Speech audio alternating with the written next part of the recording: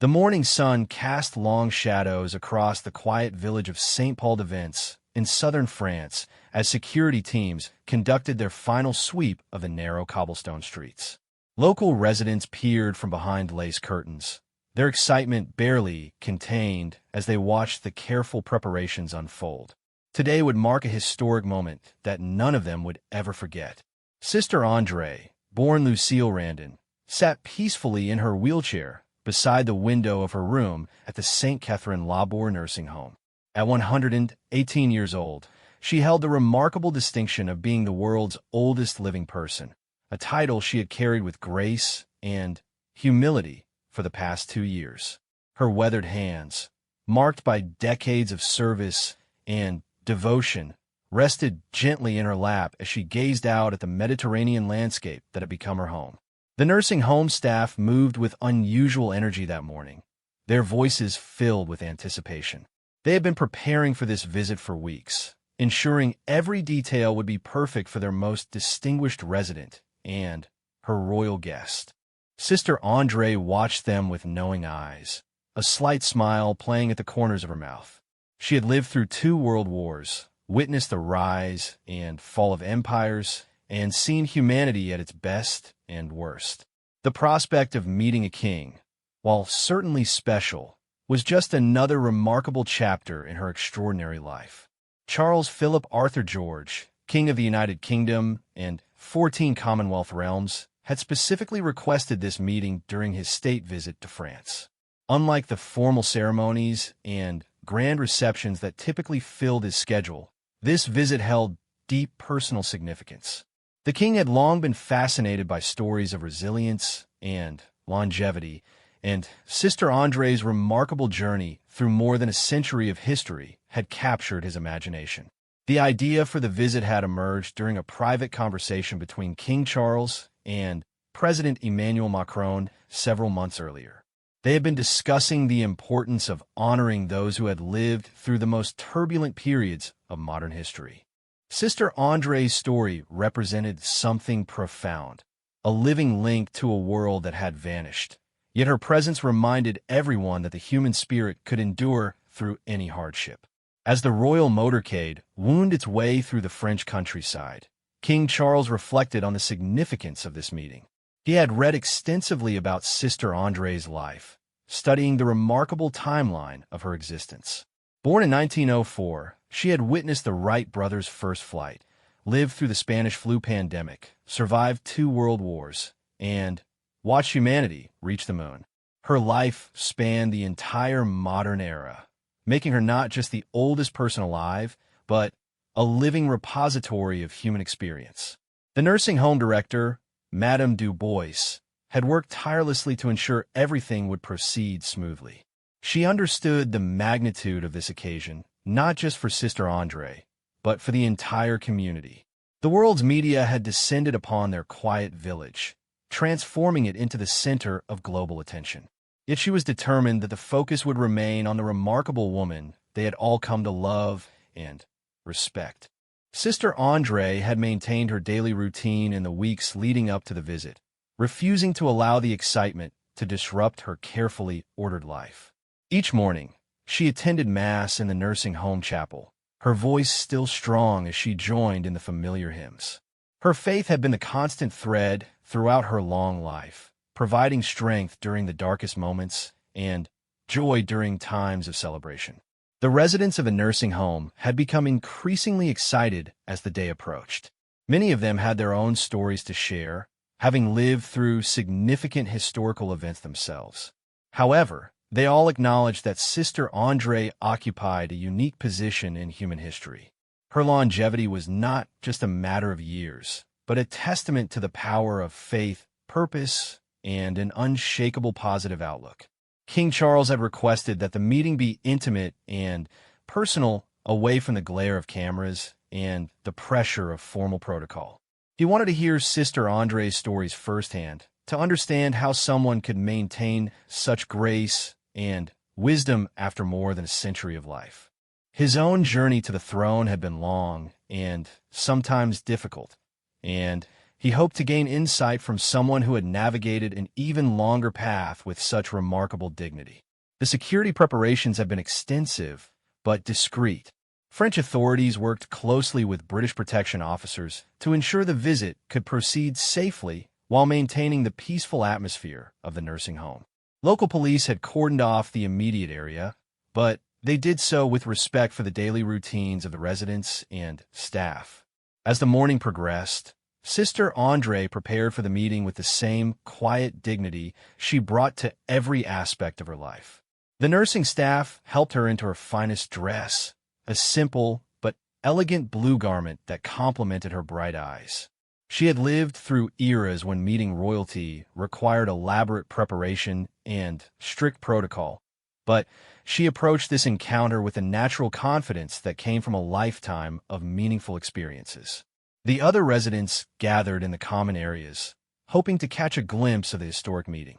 Many of them had known Sister Andre for years, watching as she had gradually become the most famous resident in their small community. They felt protective of her, knowing that her kind heart and generous spirit had touched everyone who met her. Local officials had arrived early, their nervous energy contrasting sharply with Sister Andre's calm composure. The mayor of St. Paul de Vence had prepared remarks for the occasion, though he knew that the real significance lay not in speeches, but in the simple fact of two remarkable individuals meeting across the span of history and geography. The village itself had been transformed for the occasion. Flowers lined the route from the main road to the nursing home, and French flags hung alongside Union Jacks in a display of international friendship. Local shopkeepers had closed their businesses for the morning, gathering along the streets to witness the arrival of the royal motorcade. Sister Andre had requested that the meeting include time for prayer, a natural element of her daily routine that she hoped to share with her royal visitor. Throughout her life, her faith had provided strength during the most challenging periods, including the loss of family members, the hardships of wartime, and the natural difficulties that come with extreme old age. The nursing home chapel had been prepared for a brief service, its simple beauty enhanced by fresh flowers and candles. Sister Andre often said that her long life had been a gift from God, and she wanted to acknowledge that gift in the presence of someone who understood the weight of responsibility and service.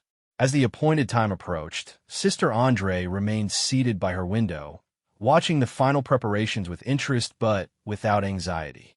She had lived through enough momentous occasions to understand that the most meaningful encounters often happened in quiet moments, away from the ceremony and fanfare. The staff members who cared for her daily marveled at her composure. They had seen her face difficult days with the same grace she now brought to this extraordinary occasion. Her secret, she often told them, was to approach each day with gratitude and curiosity, never losing the sense of wonder that had sustained her through more than a century of remarkable experiences. King Charles, traveling in the second vehicle of the motorcade, reviewed his notes about Sister Andre's life one final time. He had been moved by her story of service as a teacher and governess, her decision to become a nun later in life, and her continued involvement in charitable work well into her hundreds. Her life represented values that he held dear: service, faith, and an unwavering commitment to helping others. The French countryside rolled past the windows of the royal car, its beauty unchanged despite all the historical upheavals Sister Andre had witnessed. King Charles reflected on the continuity that places like this represented, and how individuals like Sister Andre served as bridges between past and present, carrying forward the wisdom and experiences of earlier generations. As they approached the village, King Charles could see the crowds gathering along the route. The faces in the crowd reflected genuine excitement and pride in their remarkable neighbor. This was not just a royal visit, but a celebration of human endurance and the extraordinary life of someone who had become a symbol of hope and resilience for people around the world. The motorcade slowed as it entered the village proper, allowing King Charles to wave to the assembled well-wishers. Children held homemade signs welcoming both the king and celebrating Sister Andre, their innocent enthusiasm adding to the warmth of the occasion. Local dignitaries stood at attention, but the real focus remained on the nursing home, where the world's oldest person waited with characteristic patience and grace. Sister Andre heard the approaching vehicles, but remained calm, her hands folded in prayer as she prepared to meet a man who, like herself, had dedicated his life to service. The remarkable thing about this meeting was not just the coming together of a king and the world's oldest person, but the union of two individuals who understood that true greatness lay not in titles or records, but in how one chose to live each precious day. The royal motorcade came to a gentle stop outside the St. Catherine Labour nursing home, and King Charles stepped out into the warm Mediterranean air. The building's modest facade belied the extraordinary history contained within its walls, where Sister Andre had made her home for the past several years. Local officials stood ready to greet him, but the king's attention was already focused on the nursing home entrance, knowing that just beyond those doors waited one of the most remarkable people he would ever meet. Madame du Bois greeted King Charles with the respect due to his position, but also with the warm pride of someone who had been entrusted with caring for a living treasure. She had prepared extensively for this visit, not just handling the logistics, but ensuring that Sister Andre would be comfortable and at ease throughout the encounter. The nursing home director understood that this meeting would become part of history, but she was determined that it would also be a genuine human connection.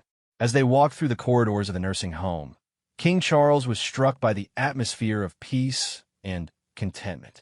Unlike the formal palaces and grand buildings where he usually conducted official business, this place radiated warmth and humanity.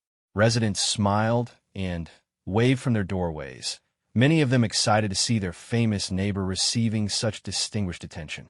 Sister Andre waited in the sunroom, a bright space filled with plants and comfortable chairs where residents often gathered to socialize. She had chosen this location because it felt more welcoming than her private room, and she wanted their conversation to take place in an environment that reflected the community spirit that had sustained her throughout her long life. The afternoon light streamed through large windows, creating an almost ethereal atmosphere for this historic meeting.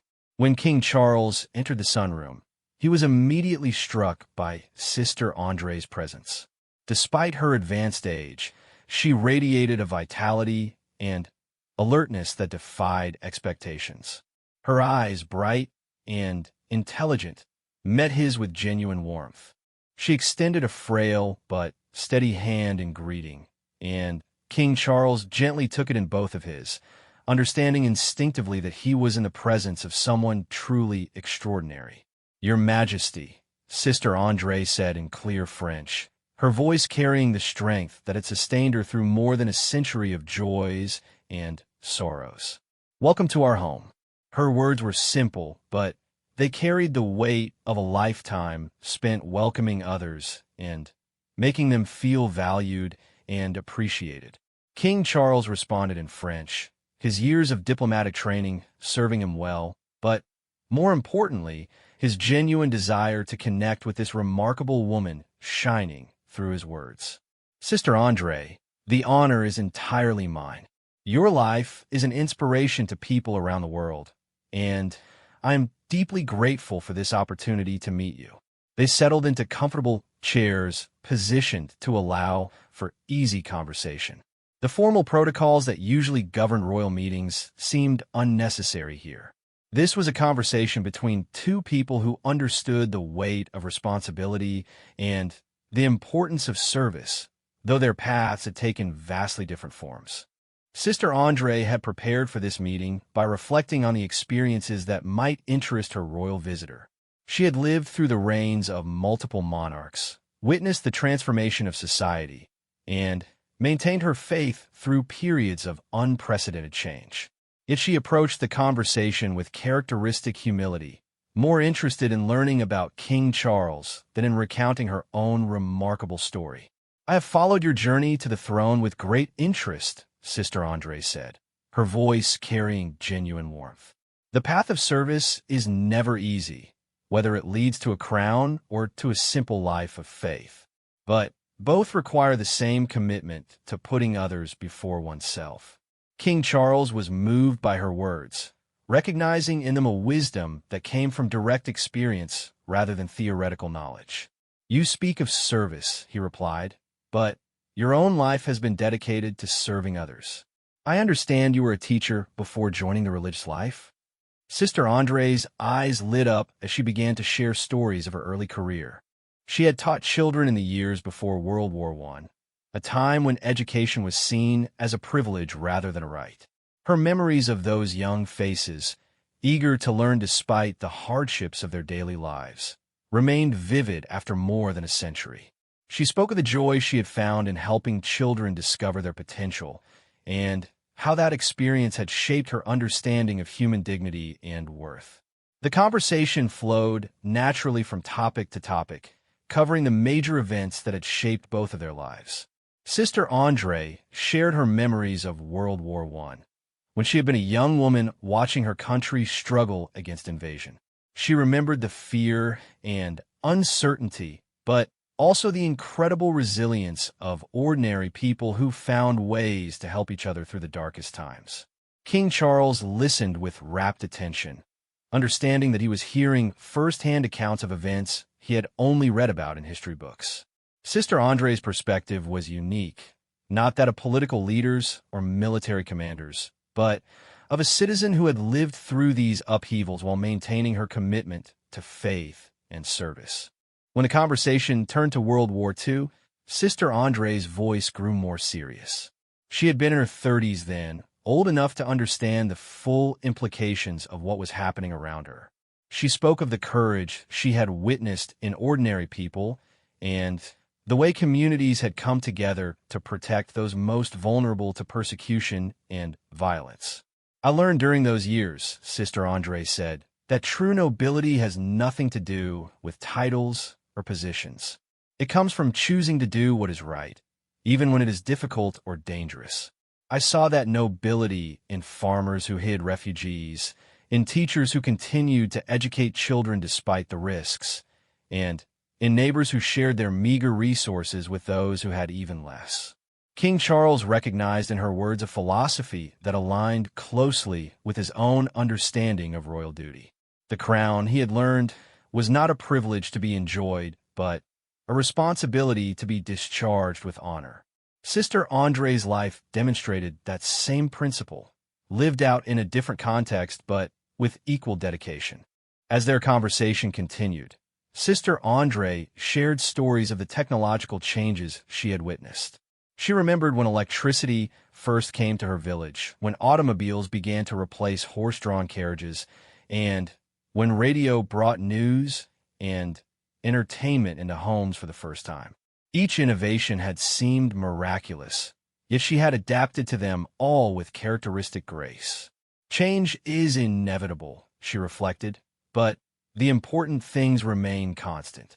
People still need love, compassion, and purpose. Technology can make life easier, but it cannot provide meaning. That must come from within and from our relationships with others and with God. King Charles found himself deeply moved by her perspective. In an age of rapid technological advancement and social change, her words provided an anchor of stability and wisdom.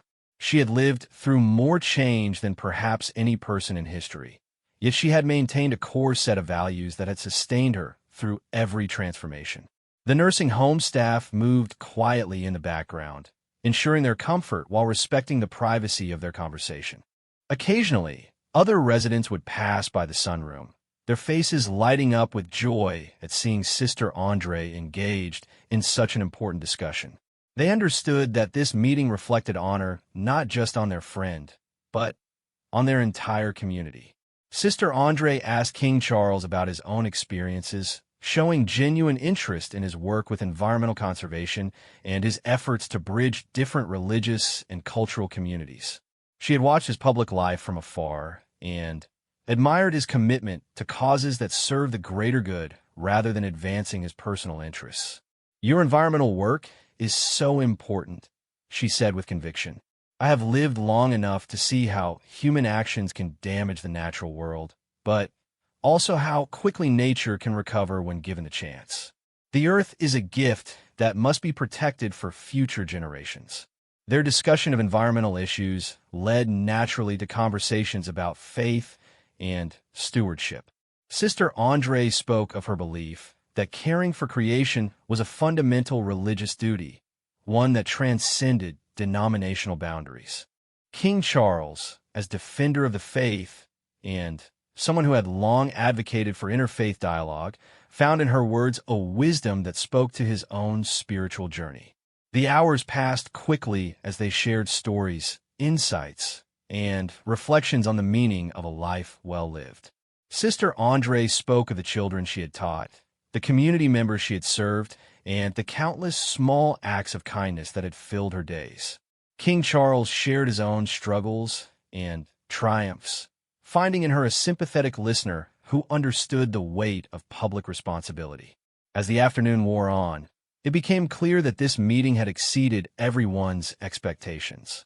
What had been planned as a brief courtesy call had evolved into a profound exchange between two people who had found in each other a kindred spirit. The formal barriers of age, nationality, and social position had dissolved in the face of their shared commitment to service and their recognition of each other's fundamental humanity.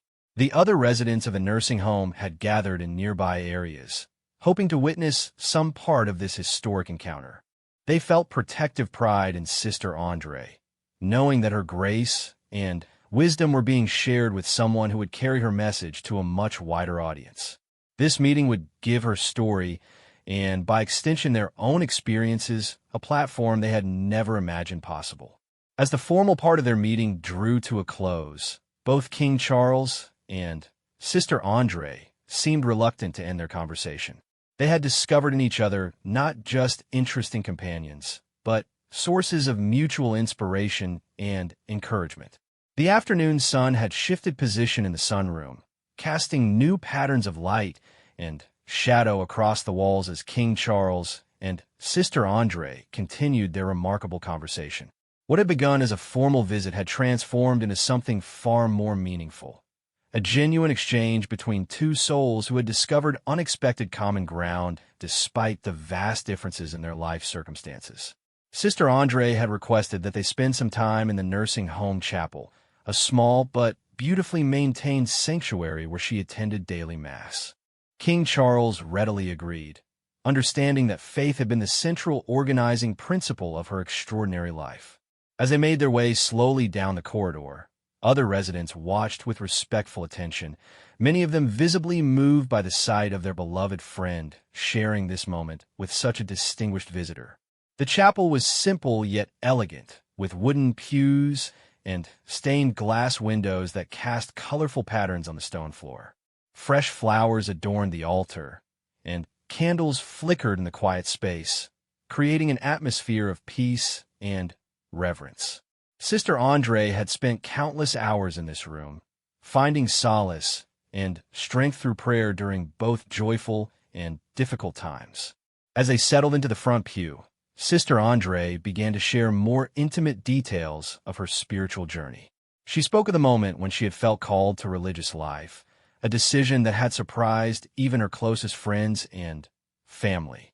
After years as a teacher, she had felt drawn to a deeper form of service, one that would allow her to dedicate every aspect of her life to helping others. The religious life chose me as much as I chose it, she reflected, her voice soft but clear in the quiet chapel. I felt called to something greater than myself, a purpose that would give meaning to every day, whether joyful or sorrowful. The calling has sustained me through more than 90 years of community life. King Charles listened with deep attention, recognizing parallels to his own sense of divine calling to serve as monarch. While their paths had taken vastly different forms, both had experienced the profound responsibility that came with dedicating one's life to something larger than personal ambition or comfort. Sister Andre had lived through periods when religious life was questioned and challenged, when many young people turned away from traditional forms of faith. Yet she had never wavered in her commitment, finding in her daily prayers and service a source of strength that had carried her through every trial. Her faith was not abstract theology, but a lived experience that shaped every interaction and decision. Prayer is not just words spoken to God, she explained, but a way of being present to each moment, of finding the sacred in the ordinary tasks of daily life. Whether I was teaching children, caring for the elderly, or simply listening to someone who needed to be heard, I tried to approach each encounter as a form of prayer. King Charles found himself deeply moved by her practical spirituality. Throughout his own life, he had sought to balance the demands of public duty with his personal faith journey, sometimes struggling to find the sacred within the often mundane requirements of royal protocol. Sister André's example offered him a model of how to infuse even the most routine activities with spiritual significance. The chapel held many memories for Sister André, and she shared some of them as they sat together in the peaceful space. She remembered the Christmas services when she had helped organize special celebrations for the nursing home residents, many of whom had no family nearby.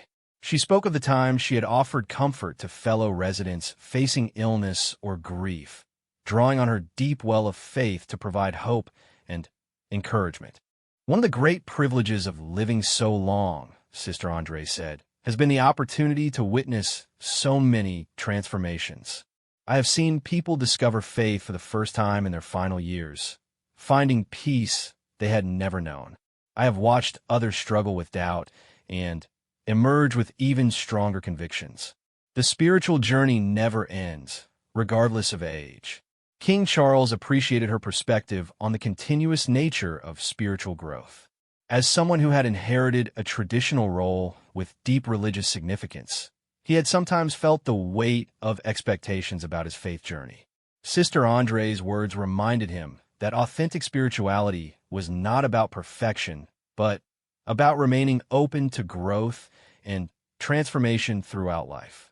Their conversation in the chapel was interrupted briefly when the nursing home chaplain arrived for his afternoon rounds. Father Martinez was a young priest who had developed a deep affection for Sister André during his time serving the facility. He was visibly moved to find her sharing this sacred space with King Charles, understanding the significance of this interfaith moment. After brief introductions, Father Martinez withdrew, but not before expressing his gratitude for King Charles's visit and its meaning for their entire community. The presence of the young priest had reminded both visitors of the continuity of faith across generations, and the way wisdom was passed from older to younger believers through personal example rather than formal instruction. Sister André had prepared a special prayer for this occasion, one that she had composed during the weeks leading up to the visit. As she recited the words, King Charles was struck by their universal themes of gratitude, service, and hope for peace among nations. The prayer acknowledged the challenges facing the world while expressing confidence in humanity's capacity for goodness and growth. The prayer concluded with a petition for all leaders, both religious and secular, that they might be guided by wisdom and compassion in their service to others. Sister André had deliberately chosen words that would resonate across different faith traditions, reflecting her belief that the fundamental values of love and service transcended denominational boundaries. After their time in the chapel, they returned to the sunroom, where afternoon tea had been prepared by the nursing home staff. This informal meal provided another opportunity for personal conversation, away from the more formal atmosphere of their earlier meeting. Sister André enjoyed sharing stories of the simple pleasures that had sustained her throughout her long life. The taste of fresh bread, the beauty of flowers in the garden, the laughter of children. King Charles was struck by her ability to find joy in modest pleasures, a quality that seemed essential to her remarkable longevity. In a world often obsessed with grand achievements and material success, Sister André represented a different model of fulfillment, one based on appreciation for life's fundamental gifts and commitment to serving others. The nursing home staff had prepared some of Sister André's favorite treats for the tea service, including madeleines that reminded her of her childhood in southern France. As she shared these small cakes with King Charles, she told stories of her early years, when life was simpler but also more uncertain. Her family had not been wealthy, but they had been rich in love and mutual support. My mother taught me that happiness comes not from having everything you want, but from wanting what you have, Sister Andre reflected as she sipped her tea. That lesson has served me well through many decades when material possessions were scarce, but spiritual riches were abundant. King Charles recognized the wisdom in her words, understanding how they applied to his own privileged but constrained life. The royal role provided many material comforts, but also imposed significant limitations on personal freedom. Sister Andre's example suggested that true contentment came from internal sources rather than external circumstances. As the afternoon progressed, other residents began to gather in adjacent areas of the nursing home, hoping to catch glimpses of their distinguished visitor. Sister Andre suggested that King Charles might enjoy meeting some of her friends, many of whom had their own remarkable stories to share. She had always believed that every person possessed unique wisdom gained through their individual journey through life. The introductions that followed provided King Charles with additional perspectives on aging, resilience, and the importance of community support. He met war veterans who had served with distinction, former teachers who had shaped generations of students, and ordinary citizens who had lived through extraordinary times with grace and dignity. Each conversation reinforced the lessons he had learned from Sister Andre about the value of every human life and the importance of honoring those who had contributed to society through decades of faithful service. One resident, a former diplomat named Monsieur Laurent, had actually met King Charles's grandmother, Queen Elizabeth II, during an official visit decades earlier. This connection created an immediate bond and led to fascinating discussions about the changes in international relations over the past half-century. Sister Andre listened with interest, having observed many of these same changes from her unique perspective as someone who had lived through nearly all of modern history. Another resident, Madame Rousseau, had been a nurse during World War II and shared stories of caring for wounded soldiers from multiple nations. Her experiences had taught her that suffering transcended nationality and that healing required compassion regardless of political boundaries. Sister Andre nodded approvingly, having learned similar lessons about universal human dignity during her own wartime experiences. The conversations with multiple residents created a rich tapestry of perspectives on the 20th and early 21st centuries. King Charles found himself immersed in living history, hearing firsthand accounts of events that had shaped the modern world. These elderly voices carried wisdom earned through direct experience rather than academic study, providing insights that no textbook could offer. As the afternoon drew toward evening, it became clear that this visit had exceeded everyone's expectations in terms of both duration and depth. What had been scheduled as a brief courtesy call had evolved into an extended exploration of life's deepest questions, conducted in an atmosphere of mutual respect and genuine affection. As evening approached, the golden Mediterranean light began to fade, casting long shadows through the windows of the nursing home. King Charles realized that his time with Sister Andre was drawing to a close, but the impact of their meeting would remain with him for years to come. The conversations of the afternoon had provided him with insights that would influence his understanding of leadership, service, and the true meaning of a life well lived. Sister Andre seemed equally moved by their time together, though she maintained the composed dignity that had characterized her throughout their meeting. She had lived long enough to meet many remarkable people, but she recognized that this encounter was special, not because of King Charles's royal status, but because of the genuine connection they had established across the barriers of age, nationality, and circumstance. Before departing, King Charles had requested a few minutes of private conversation with Sister Andre, away from the other residents and staff members who had enriched their afternoon together. They returned to her personal room, a modest space that reflected her simple lifestyle, but contained treasures that told the story of her remarkable journey through more than a century of history. The room contained photographs spanning decades, showing Sister Andre with fellow religious sisters, students from her teaching years, and family members long since departed. King Charles studied these images with fascination, recognizing that each represented relationships that had shaped and sustained her throughout her extraordinary life. The walls also displayed certificates and letters of recognition, though Sister Andre seemed almost embarrassed by these formal acknowledgments of her achievements. "These pictures tell the real story of my life," Sister Andre said, gesturing toward the photographs. "Not the years I have lived, but the people I have been privileged to know and serve.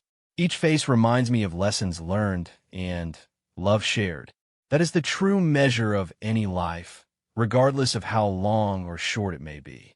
King Charles was struck by her perspective on legacy and meaning. In a world often obsessed with individual achievement and public recognition, Sister Andre had focused on relationships and service, building a legacy measured not in monuments or titles, but in the lives she had touched through daily acts of kindness and dedication. On her bedside table sat a well-worn prayer book, its pages marked by decades of daily use. Sister Andre picked it up with reverent hands, explaining that it had been given to her when she first entered religious life nearly 90 years earlier. The book had traveled with her through multiple assignments and had provided comfort during the most challenging periods of her life. "This book contains prayers written hundreds of years ago," she explained, "yet they speak to the same human needs and hopes that exist today. Faith provides that kind of continuity, connecting us across centuries and cultures through our shared search for meaning and purpose." King Charles understood her words deeply, recognizing similar themes in his own relationship with tradition and faith. As head of the Church of England, he had inherited responsibility for maintaining ancient traditions while adapting them to contemporary needs.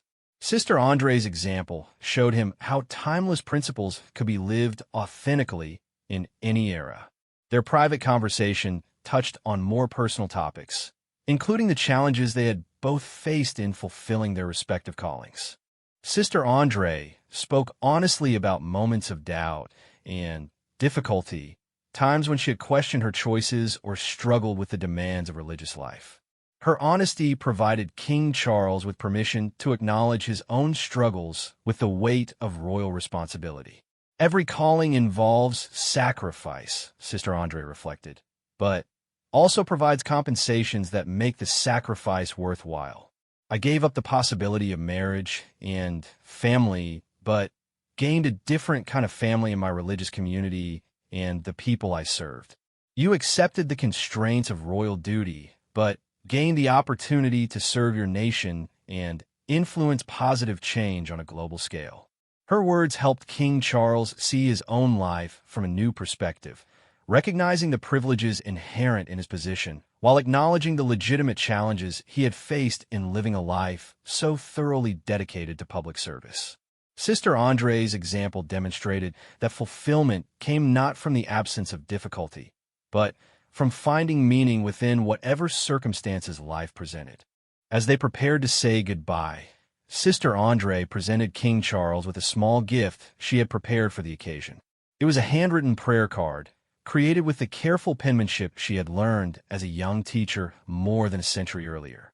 The prayer requested God's guidance and protection for all leaders, asking that they be granted wisdom to serve with humility and compassion. "I have prayed for many leaders during my lifetime," Sister Andre said as she handed him the card, "from local officials to world statesmen. Leadership is a form of service that requires special grace, because the decisions made by those in authority affect so many other lives. This prayer will remind you that you are not alone in carrying these responsibilities." King Charles accepted the gift with deep emotion, understanding that it represented not just a kind gesture, but a commitment to ongoing spiritual support. He knew that Sister Andre would continue to pray for him and his work, providing a source of strength that transcended physical distance and formal protocols.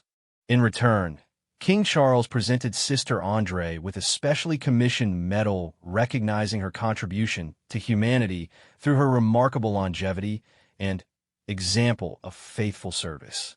The medal had been created specifically for this occasion, featuring symbols representing both her French heritage and her universal significance as an inspiration to people worldwide. This medal represents the gratitude of people everywhere who have been inspired by your example, King Charles explained. Your life demonstrates that true greatness lies not in what we achieve for ourselves, but in how we serve others and remain faithful to our deepest convictions. Sister Andre accepted the honor with characteristic grace, though she insisted that any recognition belonged not to her alone, but to all those who had supported and sustained her throughout her long journey. Her humility in the face of acclaim reflected the deep humility that had characterized her entire life, focusing attention on others rather than seeking personal glory. The nursing home staff and residents had gathered to witness the conclusion of this historic visit, their faces reflecting pride in their beloved friend and gratitude for the honor King Charles had shown their community. Many of them had been deeply moved by witnessing the genuine affection and respect that had developed between these two remarkable individuals during their time together. As King Charles prepared to depart, he took a moment to address the assembled residents and staff, thanking them for their hospitality and for sharing Sister Andre with the world. He spoke of the lessons he had learned during the visit and his gratitude for the opportunity to meet someone who embodied the best qualities of human nature. Sister Andre has taught me that true nobility comes not from birth or title, but from how we choose to live each day, King Charles said to the gathered group. Her example reminds us all that every life has value and that service to others provides the deepest form of satisfaction and meaning. The farewell between King Charles and Sister Andre was both formal and deeply personal, reflecting the unique nature of their encounter. They embraced gently, each understanding that they had shared something precious that would remain with them always. Sister Andre blessed King Charles for his journey ahead, while he expressed his profound gratitude for her wisdom and example. As the royal motorcade prepared to depart, Sister Andre was wheeled to the window of the sunroom, where they had spent much of their time together. She watched as King Charles emerged from the nursing home and paused to wave goodbye, their eyes meeting one final time across the distance. The moment was captured by photographers, but its real significance lay in the private understanding that had developed between two people dedicated to serving something greater than themselves. The residents of the nursing home gathered at windows and doorways to watch the departure, many of them moved to tears by the historic nature of what they had witnessed. They understood that this visit had brought honor not only to Sister Andre, but to their entire community, demonstrating that significance could be found in the most unexpected places when people lived with purpose and integrity. As the motorcade disappeared down the village streets, Sister Andre remained at the window for several more minutes, reflecting on the remarkable afternoon she had just experienced. At 118 years old, she continued to be surprised by life's capacity to provide new experiences and meaningful connections, even in the final chapters of an extraordinary journey. The evening found Sister Andre in her usual place at dinner, surrounded by friends who were eager to hear about her royal visitor. She shared highlights of their conversations while maintaining appropriate discretion about the more personal aspects of their meeting. Her fellow residents listened with fascination, proud to live alongside someone who had captured the attention and admiration of people worldwide. Later that evening, as Sister Andre prepared for sleep, she offered prayers of gratitude for the day's experiences and for the opportunity to share her story with someone who would carry her message to a broader audience. She had lived long enough to understand that individual lives gained meaning through connection with others, and her meeting with King Charles had created new possibilities for inspiring people she would never meet in person. King Charles, traveling back through the French countryside toward Paris, reflected on the profound impact of his afternoon with Sister Andre. Her wisdom and example would influence his approach to leadership and service for years to come, providing a model of how to maintain faith and purpose through all of life's challenges and changes. The memory of her grace and dignity would remind him that true greatness lay not in position or achievement, but in faithful service to others and unwavering commitment to one's deepest values. The visit had accomplished far more than its organizers had hoped, creating not just a memorable encounter, but a genuine friendship between two people who had found in each other kindred spirits dedicated to lives of service and meaning. Their meeting would be remembered as a moment when human connection transcended all barriers, proving that wisdom and love could bridge any gap between people of goodwill.